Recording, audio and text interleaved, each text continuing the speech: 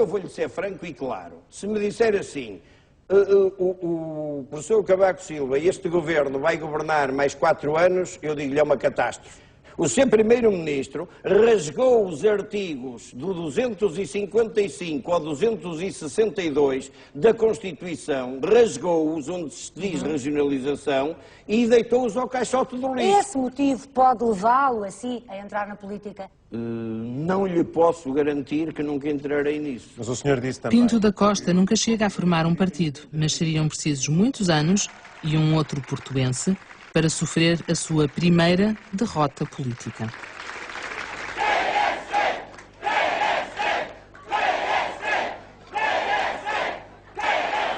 Pouco tempo depois da penhora, arrebenta o caso Guímaro, ou dos Quinhentinhos. Numa busca à casa do árbitro, a polícia judiciária encontra a fotocópia de um cheque de 500 contos emitido pelo presidente do Lessa, que na época anterior se sagrara campeão da 2ª Divisão, depois de um jogo em que Guímaro cometera muitos erros. O árbitro é detido e no mesmo dia a PJ faz buscas na casa de Reinaldo Teles, braço direito de Pinto da Costa. Porque é que havia de estar preocupado? Eu não sou árbitro, não sei se há corrupção ou não. As pessoas que sabem e que o afirmam é que devem estar dentro do assunto, lá sabem porquê. As investigações do caso Guímaro tinham começado depois da publicação de um artigo do jornalista Marinho Neves. Corruptos e bem pagos, descrevia uma vasta teia de corrupção e explicava como eram feitos os pagamentos para comprar resultados. No final, só os dirigentes do Lessa e Guímaro foram condenados. Foi uma coisa insignificante, de facto depois aconteceram coisas muito estranhas, como está a acontecer agora aqui do apito dourado, por exemplo, o Reinaldo Teles foi apanhado numa escuta telefónica em que falava dos célebres quinhentinhos, que eram os 500 contos que o presidente de Lessa tinha que dar ao Guímaro, e estava envolvido, portanto isso era um indício de que ele estava envolvido em algumas situações e foi constituído arguido por causa disso. Mas passado algum tempo, inesperadamente e sem ninguém entender, o Reinaldo Teles passou de arguido para testemunha da acusação. Ninguém entendeu, nem eu entendi, nem por isso são coisas da justiça. 2 anos depois, outro árbitro, outro caso. Carlos José Amorim Calheiros, conhecido por Carlos Calheiros, faz uma viagem ao Brasil com a família através da agência Cosmos, que tratava das deslocações do Futebol Clube do Porto. A fatura, em nome de José Amorim, é paga pelo clube. Eu não tenho nada a ver porque é que a viagem foi marcada em José Amorim, se devia ser em José Calheiros, se devia ser em Carlos Amorim. Isso a mim não me diz respeito. O que me diz respeito é que apareceu no Futebol Clube do Porto uma fatura com 3 viagens a 3 pessoas, uma delas era o Sr. José Amorim. E está lá escrito, e a Judiciária tem esse documento. Está lá escrito, não é de agora, é com a data de 2 de outubro de 95, devolver. A Cosmos era na altura detida por Joaquim Oliveira e António Laranjeira, o sócio maioritário que sai da agência depois do caso Calheiros. Eu posso garantir que o Sr. Carlos Calheiros viajou e pagou a viagem que consumiu e comprou na Cosmos. Isso eu posso lhe garantir. Viajou primeiro e pagou depois, mas pagou. E porquê é que saiu da Cosmos? Saí da Cosmos porque achei que incomodou-me toda esta situação. O Ministério Público confirmou ter existido corrupção no caso Calheiros, mas não conseguiu provar que a viagem fora paga em troca de favores ilícitos. Jorge Nuno Pinto da Costa nasceu no Porto a 28 de dezembro de 1937, dia dos Santos Inocentes, como gosta de sublinhar. Bisneto de um conhecido mecenas do Porto e dono do Teatro São João, Honório de Lima, Pinto da Costa pertence a uma família da alta burguesia, aquela que se passeia docemente pela Avenida dos Aliados, tão perto e tão longe do Porto Popular e Operário, que Manuel de Oliveira filmou em Douro, Faina Fluvial, de 1931.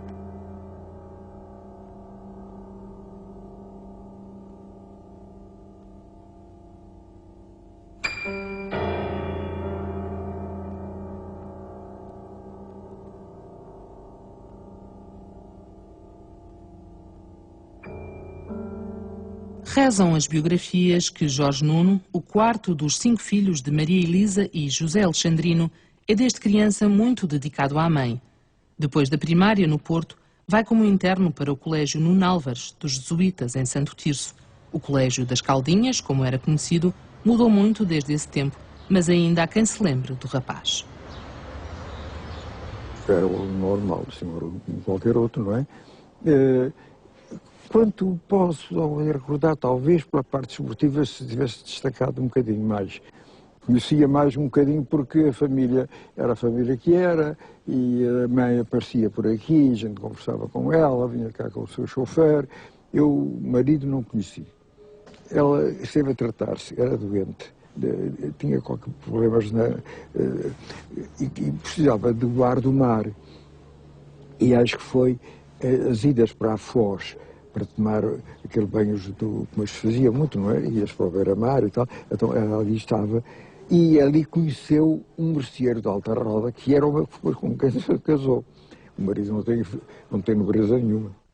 É nas Caldinhas que Pinto da Costa trava amizade com José António Pinto de Sousa, mais tarde presidente do Conselho de Arbitragem e agora acusado de corrupção no processo Apito Dourado. Também no colégio conhece Alexandre Magalhães, o grande amigo de Pinto da Costa, que será padrinho do seu filho e dirigente do Futebol Clube do Porto até ao corte de relações nos anos 90. Jorge Nuno não se destaca nos estudos, bem pelo contrário, mas na indisciplina, sim. É expulso das Caldinhas, passa pelo Colégio de Lamego e acaba por completar o liceu no Almeida Garrett do Porto. Nessa altura, já o Futebol Clube do Porto parece interessar-lhe mais do que o resto. Os aplausos da imensa mole de gente que abarrotava as bancadas abrangiam na mesma interminável ovação o Sr. Presidente da República Portuguesa e o Sr. Presidente do Conselho, Craveiro Lopes e Salazar. Os dois chefes da Revolução Nacional podem orgulhar-se desta jornada comemorativa de 28 de maio de 1952. O jovem Jorge Nuno é um entre os milhares de adeptos que assistem à inauguração do Estádio das Antas. 10 anos depois, inicia a sua longa carreira no clube. Começa na secção de hóquei, passa pela de boxe, onde conhece o então boxeiro Reinaldo Teles, hoje seu braço direito, chega a diretor das modalidades amadoras e, finalmente, em 76, passa a dirigir o departamento de futebol. Com Pedroto ao lado, operam uma revolução nas Antas. E aqui a blindagem completa do balneário, as decisões sobre o futebol não passavam a ser naturalmente da equipa técnica e naturalmente com conivência, com a solidariedade do Presidente da Direção, que era ele que também tinha se quiser, a liderança da sua direção e não como aquilo que acontecia no passado, onde as questões do futebol iam a votação. A movimentação por Ademir, da evolução de Alberto. Ademir! Juntos, Pinto da Costa e Pedroto quebram em definitivo um jejum de 19 anos. O Porto é campeão nacional, depois bicampeão nacional.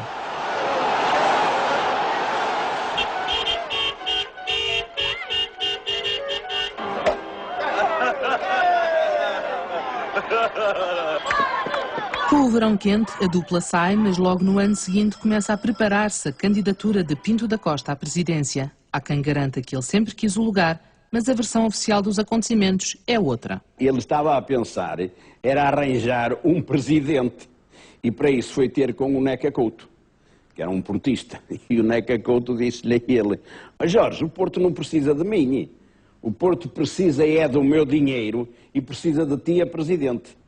Pinto da Costa alega ter então aceito pôr os interesses do clube acima dos seus e volta-se para o povo portista. A campanha, muito animada, percorre os bairros e freguesias mais populares da cidade e arredores. As finanças do clube estão um caos, mas com Pinto da Costa na presidência e Pedroto como treinador, os troféus começam a chegar. Em 1984, a equipa vai à primeira final europeia com a Juventus, marca, mas perde. 3 anos depois, volta a uma final. O adversário é o Bayern de Munique.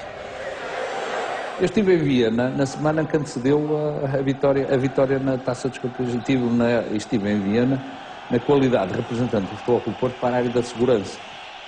A imagem que eu tinha era que nós éramos uns coitadinhos, nós tínhamos ido lá, sabe, quando se faz um grande concerto de uma grande banda, que depois há sempre aquela banda que vem animar a primeira meia hora, enquanto os outros aquecem lá fora, para pôr o povo contente, para pôr um bocado aos saltos, e depois começa tudo a assobiar, porque querem ouvir a banda, a grande banda, não vieram, ninguém foi lá para ouvir a pequena banda, e nós éramos uma banda uma pequena banda que lá estava porque aquele jogo precisava de duas bandas. Pronto, e tínhamos calhado nós.